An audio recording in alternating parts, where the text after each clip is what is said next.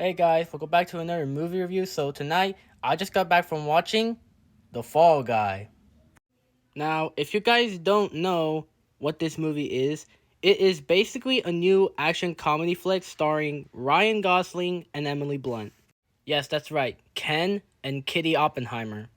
And this is directed by David Leitch, the same person who made films like Bullet Train, Hobbs and Shaw, Deadpool 2, and was even a producer on the John Wick movies.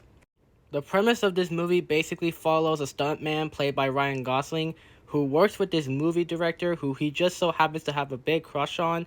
And he also works for this movie star who he is a stunt double for. And everything starts going good for him until one day the movie star suddenly goes missing. And the stuntman's task is to find the movie star and bring him back before the movie is canceled. Now, I'm going to be very honest with you guys. The trailers for this movie were absolutely ridiculous, but in the most funniest way possible. And that's how it got me hyped for this movie. And now that I have seen this movie, I have to say, this movie was a whole lot of fun. It's not really perfect, it's far from perfect, but I do think this was the most fun I've ever had in the theater. And I do have a lot to process with this movie, so here are some good things I have to say about this and some bad things I have to say about this. The first positive thing I have to mention is Ryan Gosling himself. He was so dang good in this movie, and his charisma is like movie star levels of good. Like, seriously, you can honestly tell that Ryan Gosling is all about the comedy, all about the action, and all about the stunts.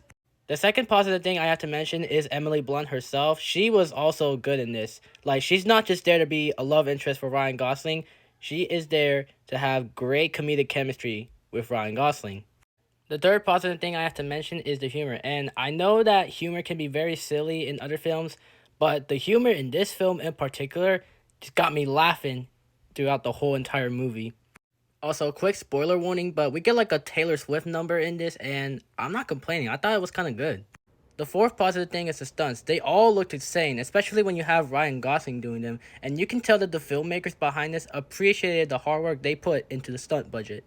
Okay, so now that I'm done with the positives, here are some of my negatives.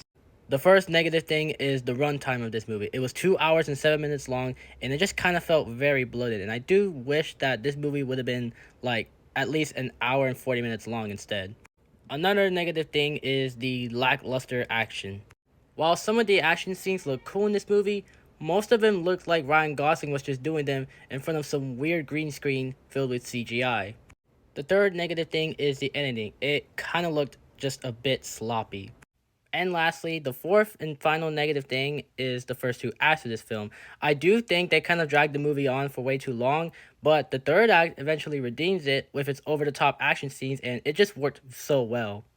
But overall, I do still think this movie was the most fun I've ever had, and I will get this a rating of 8.5 out of 10. It's a whole lot of fun, it's a true love letter to stuntman, and I can confirm that the summer movie season has officially begun with a bang. Also, if you like seeing movies with a lot of stunts in them, I can recommend that you be on the lookout for this one because this movie delivers all of the stunts.